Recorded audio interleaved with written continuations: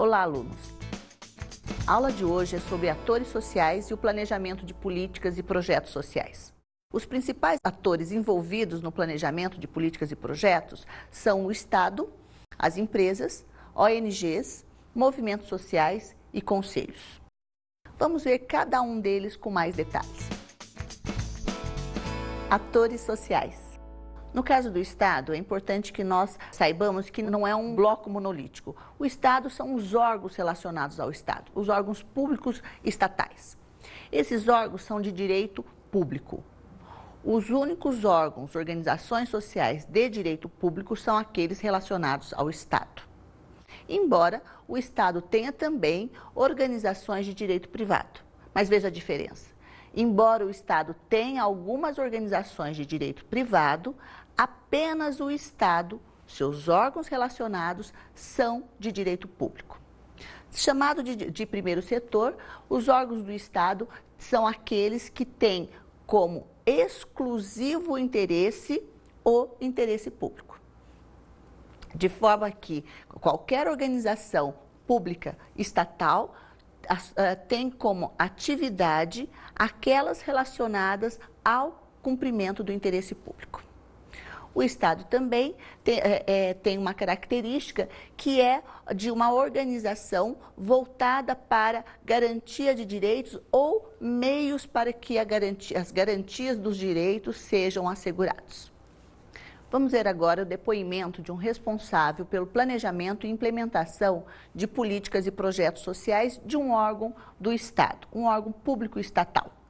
Ele vai nos falar sobre a importância do Estado no planejamento dessas políticas.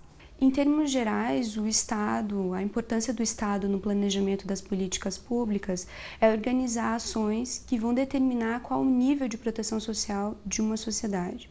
Se a gente imaginar um Estado ideal, ele viria a buscar atender à coletividade e não os interesses particulares.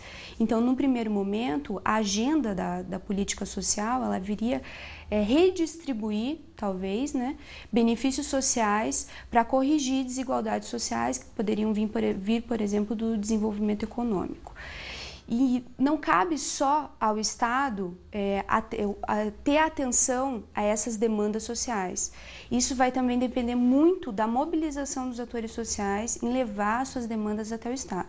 É claro que a gente não pode ser ingênuo de imaginar que seja fácil essa comunicação dos grupos sociais com o Estado. Vai depender dos canais de comunicação que o Estado mantém aberto com esses grupos para que eles possam levar as suas demandas. Então, eu acredito que o principal desafio do Estado no momento que ele planeja uma política pública é atender o coletivo, universalizando esses direitos sociais e não atendendo grupos de atores sociais em particular. Como vocês puderam ver, o Estado tem um papel importante. Embora não seja o único ator social no planejamento e implementação de políticas e projetos, ele é um ator central, tanto em relação a financiamento, legislação e direção das políticas, dos projetos implementados pelos próprios órgãos do Estado e pela sociedade civil. Empresas. As empresas compõem as organizações sociais do segundo setor. No geral, têm fins lucrativos, mas mesmo quando não têm fins lucrativos, como um clube, por exemplo, elas são de interesse privado. Por isso, a sua figura jurídica é de direito privado. Empresas, portanto, são organizações sociais de direito privado com ou sem fins lucrativos, embora na maioria tenham fins lucrativos, e que, quando realizam ações sociais, realizam como uma atividade complementar. Não como a sua missão, seu produto ou seu objetivo principal. É uma ação social voluntária, da vontade dos funcionários ou da própria empresa, da direção da própria empresa, mas não é o seu produto principal. Agora nós vamos chamar um case que trata de uma ação social empresarial. É a Escola Árvore dos Sapatos.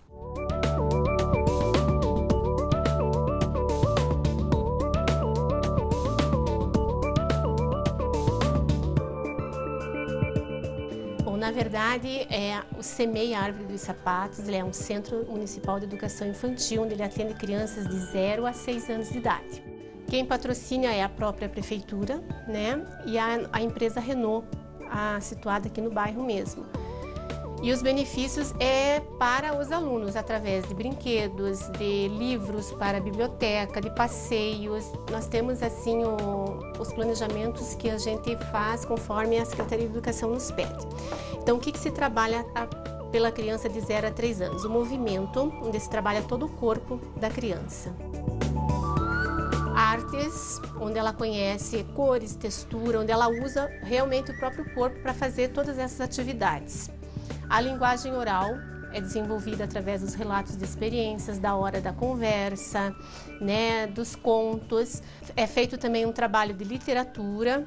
Então, ali a criança ela tem a livre expressão de contar, de inventar, de participar da história que a professora está contando para ela.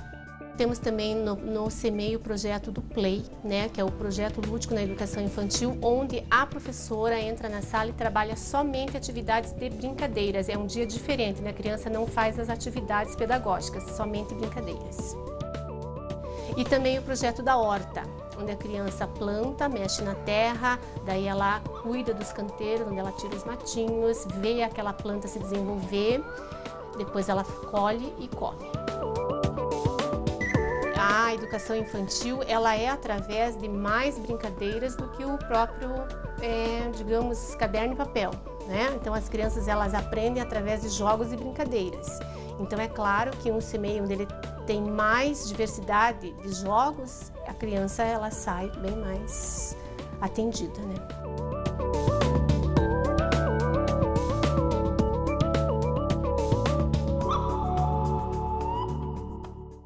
Este é um bom exemplo de uma ação social empresarial. A própria empresa disponibilizando recursos financeiros, recursos humanos, disponibilidade de tempo, muitas vezes também equipamentos, galpões, enfim, prédios, disponibilizando os recursos humanos, materiais e financeiros para executar uma ação social, no geral, em torno da comunidade em que ela está instalada. Muitas vezes junto aos próprios familiares ou pessoas próximas à localização, à moradia dos próprios funcionários, os funcionários de menor qualificação no geral. É importante atentarmos para a diferença entre ação social empresarial e ONGs, organizações não governamentais e empresariais. Veja, a Fundação O Boticário, a Fundação Bradesco, são ONGs. Não são as empresas propriamente realizando ações sociais. São as empresas que fundaram uma ONG e essa ONG realiza ação social. De forma que o exemplo da Renault nos mostra uma ação direta empresarial.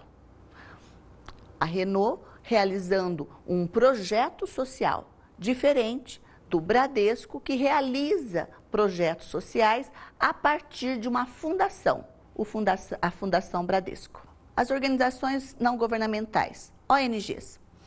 As ONGs são chamadas organizações do terceiro setor.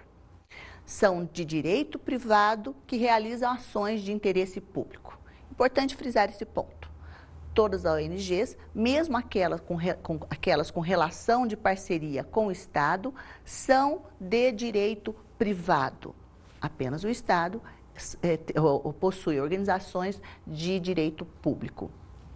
No entanto, apesar de direito privado, ONGs realizam ações de interesse público. Seus principais produtos, seus objetivos primeiros, a razão de ser daquela organização é realizar ações de interesse público, no geral, ações socioambientais ou ações sociais estritamente.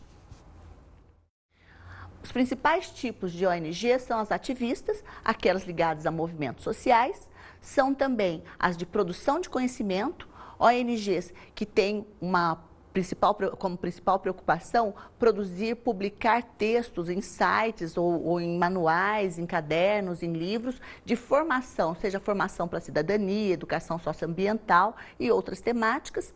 E também realizam fóruns, conferências, como uma organização de valores e cultura em torno de alguns interesses públicos. Um outro tipo de ONG são aquelas empresariais. As ONGs ligadas a alguma empresa. Nós já citamos algumas, como a Fundação Bradesco, a Fundação O Boticário, ligadas a empresas, embora ONGs.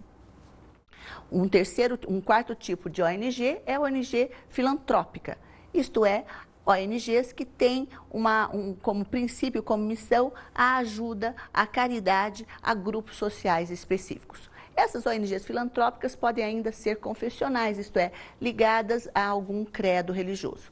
Mais um exemplo de ONG é a Fundação Bradesco. Vamos conhecê-la um pouco mais. Voltada para a educação gratuita de crianças, jovens e adultos, a Fundação Bradesco atende atualmente mais de 108 mil alunos. Nos últimos 10 anos, os recursos aplicados em educação equivalem a mais de 3 bilhões de reais. Há ações na área de cidadania, inclusão digital, voluntariado, além de um programa de inclusão digital para deficientes visuais. Este é um exemplo de uma ONG empresarial. No geral, essas ONGs que realizam ações socioambientais, realizações de educação social, de prestação de serviços, enfim, obtêm algum tipo de retorno desta ação. Isto é, elas obtêm benefícios fiscais e podem também agregar valor à sua marca, ao produto com responsabilidade social. Os conselhos gestores de políticas. Esses conselhos são um dos atores principais na elaboração, no planejamento e na fiscalização, controle de políticas e projetos sociais. Isto é uma atribuição legal, isto é, a legislação de algumas políticas sociais exigem que o planejamento de uma política, de um projeto, exigem que a fiscalização, o controle dessa política, desse projeto social, seja realizado pelos conselhos gestores de políticas. Quais são esses conselhos? Principalmente os conselhos de saúde, os conselhos de assistência social, os conselhos de educação, os conselhos relacionados à criança e ao adolescente, o conselho do direito do idoso, entre outros. Esses conselhos podem ser deliberativos ou consultivos.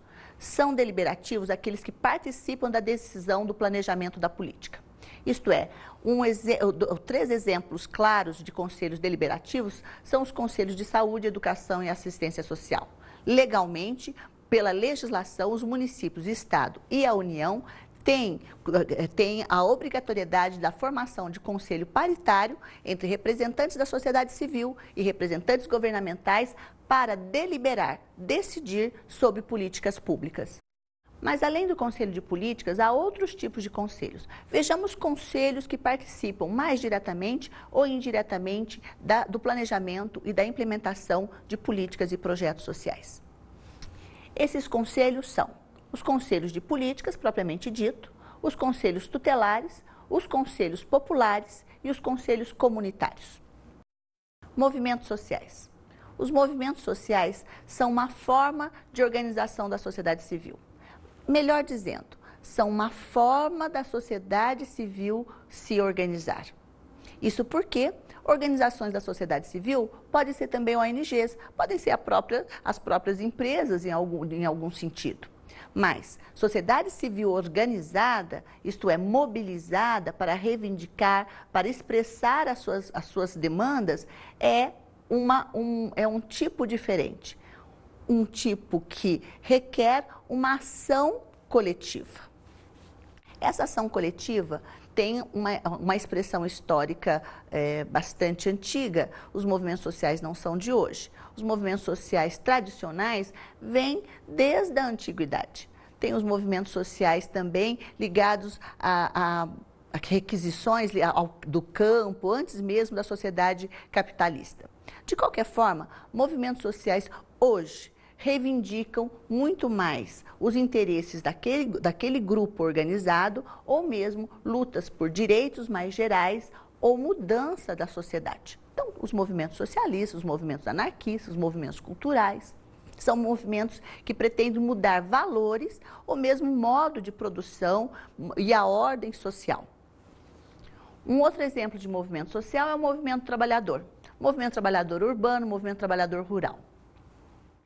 Esse movimento, o movimento do trabalhador, é um movimento histórico, Por exemplo, podemos relembrar desde o século XVI os movimentos trabalhadores rurais, os movimentos trabalhadores no campo, lutando por melhores condições, pela apropriação dos recursos mesmo, dos grãos, lutando pelas condições melhores de trabalho. Mas, no início do século XX, o movimento do trabalhador urbano, principalmente os movimentos operários, marcaram aquele início de século. Lutaram por melhores condições de trabalho, jornada reduzida, férias, salários compatíveis, salubridade no ambiente, mas, principalmente, juntaram essas lutas do mundo do trabalho com um projeto societário alternativo. O que isso quer dizer? Uma proposta alternativa de sociedade à ordem vigente, à ordem social capitalista, ao Estado relacionado a essa ordem social. Nós estamos lembrando principalmente o movimento operário com uma matriz socialista. Nos anos 70 e anos 80 do século passado, nós tivemos algumas expressões importantes de movimentos trabalhadores urbanos. O movimento sindical do ABC Paulista é um exemplo, que lutaram por questões relacionadas a salário, principalmente, jornada de trabalho, mas pela democratização da sociedade naquele momento sob a ditadura militar. Um outro exemplo importante brasileiro também é o MST, o Movimento do Sem Terra. Esse é um exemplo claro de um movimento que luta por condições de trabalho, por acesso à terra no campo, pela não violência no campo também, mas principalmente pela superação da sociedade capitalista. Mas há ainda outros tipos de movimentos sociais. Por exemplo, o movimento popular. Os movimentos populares são, muitas vezes, de trabalhadores, de famílias de trabalhadores. Mas não importa, a diferença aqui é o tipo de demanda. Os movimentos populares não reivindicam questões diretamente ligadas ao mundo do trabalho, mas sim as condições objetivas de vida, as condições cotidianas. Por exemplo, o movimento popular reivindicando uma unidade de educação infantil, uma creche. O movimento popular solicitando um equipamento de saúde, um posto de saúde, uma unidade básica de saúde. O movimento popular reivindicando moradia de interesse social, moradia denominada também popular, mas moradia para a classe trabalhadora ou para aquela classe de menor renda na sociedade. O movimento popular, portanto, solicita condições de vida que têm relação com renda, mas que devem ser providas a partir de políticas públicas, políticas sociais especialmente. Um outro tipo de movimento social são os chamados novos movimentos sociais. Movimentos sociais novos porque emergiram a partir de 1960, meados de 1960, mais ou menos. Esses movimentos trazem reivindicações anteriores a isso, mas neste período conquistaram uma adesão pública mais geral, inclusive tiveram suas reivindicações, suas conquistas inscritos na legislação. Um exemplo é o movimento feminista, que conquistou alguns atributos, algumas das suas reivindicações na paridade em relação ao trabalho, com relação à não discriminação e violência, com relação também à questão conjugal, quer dizer, hoje, por exemplo, um chefe de família tanto pode ser a mulher como o homem, a violência doméstica não é admitida, e outras questões que o feminismo colocou como pauta. Um outro novo movimento, ou chamado movimento contemporâneo, é o movimento das crianças e adolescentes. Não são propriamente das crianças e adolescentes, mas das pessoas e dos grupos sociais e instituições interessados nos direitos das crianças e dos adolescentes.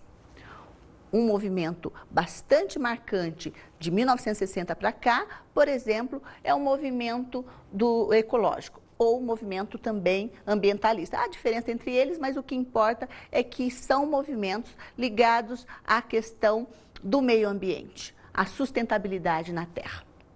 Movimentos étnicos, movimentos dos negros, dos povos indígenas, movimentos que são ligados à questão da diferença e não apenas da igualdade, isto é, o direito à igualdade supõe um respeito à diferença, marca a tônica dos novos movimentos sociais. os direitos sociais e a responsabilidade dos atores sociais. Há uma diferença entre a responsabilidade dos diversos atores sociais que nós falávamos há pouco, o Estado, as empresas, as ONGs, os conselhos, os movimentos sociais. Esses atores têm diferentes responsabilidades e posições no planejamento e na implementação de políticas e projetos sociais. Essas diferenças são marcadas também no contexto histórico e político. Isto é, se nós retomarmos o período do final do século XIX, nós vamos perceber que na história e pelas lutas sociais, entre elas dos movimentos sociais, em especial dos movimentos trabalhadores, neste período houve uma provocação, houve uma reivindicação de uma maior participação do Estado para implementar políticas públicas que garantissem direitos. Isso porque, no final do século XIX, as condições de trabalho e as condições de vida da classe trabalhadora estavam muito deterioradas. Estava ameaçada mesmo em termos de período longo de vida. A classe trabalhadora tinha um período muito curto, a maioria da população morria ou envelhecia muito precocemente pelas condições de trabalho. Também pelas condições de nutrição, pelas condições de moradia. Isso provocou movimentos sociais, tanto para garantir alguns direitos, via Estado, quanto também para alteração da sociedade, superação daquelas condições concretas de vida. Ora, tais movimentos tiveram uma repercussão importante, que foi a própria ideia e concepção aceita socialmente de que o Estado deveria intervir na sociedade de forma a garantir alguns direitos. Essa intervenção social do Estado, teve um marco bastante importante, que foram os anos de 1940 até 1980, final de 1970 e início dos 80. Isso quer dizer que nesse período pós-guerra, pós duas grandes guerras, o Estado assumiu a responsabilidade de planejar e implementar políticas de garantias de direitos que pudessem regular as condições de trabalho e regular as condições de reprodução da vida social. O que isso quer dizer? O Estado passou a implementar políticas como de habitação, a ser responsável por políticas de transferência de renda, por políticas de educação, por políticas de saúde. Nesse período é que se deu a configuração, a formatação do chamado Estado de Bem-Estar Social, ou basicamente Estado Social. Um Estado de direito em que os órgãos públicos assumem, a partir das reivindicações da sociedade, assumem a responsabilidade de planejar, implementar, financiar políticas que deem condições para a população, principalmente a classe trabalhadora, terem os seus direitos garantidos. Nesse período da ampliação do Estado de Bem-Estar Social, isto é, entre 1940, finalzinho do 1970, nós temos um ator principal, isto é, o Estado é o ator social principal no planejamento e implementação de políticas e projetos sociais. Entre 1980 e 1990, houve um retrocesso em termos das condições objetivas de financiamento e também de mentalidades com relação ao Estado ser o principal ator na implementação de políticas e projetos sociais. Houve um ambiente internacional, inclusive, fomentado pela reestruturação produtiva. Isto é, o capitalismo passou por um outro período em que o setor produtivo ofereceu menor número de postos de trabalho, um crescimento do setor financeiro, um setor financeiro que, em grande parte, é isento de taxações, isto é, financia menos o Estado do que o setor produtivo, que é mais passível de taxações. e acarretando uma certa crise fiscal do Estado, quer dizer, o Estado está alocado, passou a estar alocado no Estado o menor número de recursos. Junto com isso, um ambiente cultural de uma desconfiança de que o Estado é capaz de regular, de regulamentar, de intervir de forma positiva nas relações sociais, e especialmente a partir de políticas públicas e projetos sociais. Essa desconfiança em relação ao Estado, ao mesmo tempo um elogio em relação à capacidade do próprio mercado em resolver as suas questões e propiciar algum tipo de inclusão social, fez com que no ambiente internacional e também no próprio Brasil houvesse a hegemonia da perspectiva neoliberal. Isto é, o Estado retrocede, o Estado se afasta, embora esteja muito presente, embora seja muito forte na manutenção das condições do mercado livre. Junto a esse ambiente externo e interno, em termos da economia, isto é, em termos da reestruturação financeira, globalização, um ambiente de maior expressão do capitalismo financeiro, há também um ambiente de movimentações, de movimentos sociais lutando por maior autonomia em relação ao Estado. No leste europeu, os movimentos pela democratização, a queda de alguns regimes socialistas. Na Europa, movimentos por maior controle do Estado, ao mesmo tempo pela preservação de algumas conquistas sociais, principalmente trabalhistas. Na Inglaterra, o próprio ambiente neoliberal bastante forte no período, com Margaret Thatcher, por exemplo, acarretou um retrocesso de conquistas sociais trabalhistas.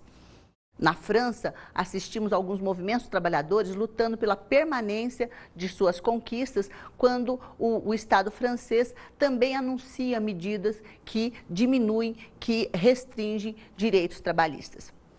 Ao mesmo tempo que são movimentos que lutam para a preservação de conquistas, também são movimentos que reivindicam maior controle da população em relação ao Estado e maior autonomia, veja só, maior autonomia dos movimentos sociais em relação ao próprio Estado. No Brasil, os movimentos pela democratização, os movimentos também por maior controle em relação ao Estado, tendo como marco a própria Constituição de 1988, tem uma esfera, tem uma expressão bastante importante na formação de conselhos, fóruns, conferências de políticas públicas. Esse conjunto de fatores, ligados à questão econômica, globalização, neoliberalismo, por exemplo, ligados também às movimentações sociais e ao ambiente cultural, fez com que o Estado passasse a ser entre outros atores sociais responsáveis pela implementação de políticas e projetos sociais. A ideia da parceria ganhou destaque. No Brasil, a reforma do Estado, com Bresser Pereira, no período do governo Fernando Henrique Cardoso, é um exemplo. Parcerias do Estado com ONGs e empresas para implementar, para executar projetos de interesse social, de interesse público, tanto ambientais como em termos da própria pobreza e das carências populacionais. Mas a dinâmica da sociedade continua mudando. E nos anos 2000, essa ideia de parceria, que o Estado parceiro de ONGs e empresas, o Estado entre os demais atores, também sofreu alterações. De novo, ligado a questões econômicas, de novo ligado ao ambiente cultural e movimentos sociais. Ora, é visto pelo próprio movimento da economia que o mercado não dá conta, o livre mercado não dá conta de organizar a sociedade no sentido das garantias de direito e da distribuição da riqueza, seja a riqueza cultural ou a riqueza material. Isso é verificado facilmente pela exclusão social. É claro que o mercado não dá conta da organização social, não dá conta da inclusão social e garantias de direitos. Isso requer Estado, isso requer políticas públicas. Desta forma, o Estado, nesse período que estamos trabalhando, o Estado não é mais visto como um parceiro entre outros, mas é visto como um ator central. O Estado é ao Estado que compete legislar, planejar, implementar e regular a implementação na sociedade civil de projetos, políticas, programas sociais. A sociedade civil organizada, ONGs, empresas, as outras formas de ação coletiva servem para contribuir com a responsabilidade do Estado. É responsabilidade do Estado que a sociedade civil organizada contribui, participa. E essa participação tem muito mais o sentido de controle da população para com as ações do Estado. Isto é, a autonomia da população, a reivindicação, as demandas da população presentes para direcionar as ações do Estado, mas são ações de organizações públicas estatais. Desta forma, o planejamento de políticas e projetos sociais, tendo como ator central o Estado e a participação da sociedade civil, ganha o sentido de solidariedade política, isto é, o sentido da garantia dos direitos.